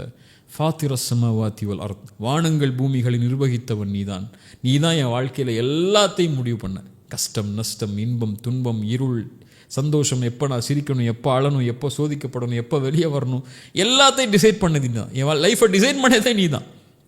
ஃபாத்திரஸ் ஸமாவாதி வல் அர்த் அன்த வலியி ஃபித் துன்யா வல் ஆஹிரா. யா அல்லாஹ் நீ தான் இந்த உலகத்தில் நான் பட்ட எல்லா கஷ்டத்துலையும் என்னோட நண்பனாக இருந்த, என்னை கைவிடலை. நீ டிசைன் பண்ணாலும் என் வாழ்க்கையை சோதிக்கப்படும் போது நீ கைவிடலை, என்னோடு இருந்துட்ட. அந்த வலியி ஃபித் துன்யா வல் ஆஹிரா, மறுமையிலையும் நீ தான் எனக்கு தோழன் நண்பன். ஒன்று கேட்குறேன் அல்லாஹ், இனிமே எனக்கு என்ன இருக்குது, எல்லாத்தையும் பார்த்துட்டேன், முடிய போகுது என் வாழ்க்கை, நான் நபி தான், இருந்தாலும் பணிந்து கேட்குறேன், தவஃபனி முஸ்லிமன் வல்ஹக்னி பிஸ்ஸாலிஹீன், மரணிக்கும் போது என்னை முஸ்லீமாக மரணிக்க வச்சிரியா அல்லாஹ், நல்ல மனிதர்களோடு கொண்டு போய் சேர்த்துறேன். அவ்வளோதான் நான் அவன்கிட்ட கேட்குறது. அல்லாஹ் அதை கொடுத்தான் நபி யூசுஃபுக்கு. மரணிக்கக்கூடிய நேரத்தில் எல்லா காரியங்களையும் முழுமையாக்கி முஸ்லீமாக மரணிக்க வச்சிரியா அல்லாங்கிற துவாவை கேட்டு அல்லாஹ் மரணிக்க வைக்கக்கூடிய காரியம் இருக்குது பாருங்கள். ஸல்லல்லாஹு அலைஹி வஸல்லம் அதான் சொன்னாங்க மரணிக்கக்கூடிய நேரத்தில், லா இலாஹ இல்லல்லாஹ் லா இலாஹ இல்லல்லாஹ் லா இலாஹ இல்லல்லாஹ் இன்னலில் மௌத்தி லசக்கராத் ஃபிர் ரஃபீக்கில் அலா ஃபிர் ரஃபீக்கில் அலா, உயர்ந்த தோழமையா அல்லான்னாங்க. அல்லாஹ் அவங்களோட உயிரெடுத்தான். அல்ஹக்னி பிஸ்ஸாலிஹீன், நல்ல மனிதர்களோட அல்லாஹ் எங்களை ஒன்று சேர்த்துரு. ஹபீப், ரொம்ப தெளிவான ஒரு பெரிய கான்வர்சேஷனை நம்ம பார்த்தோம்.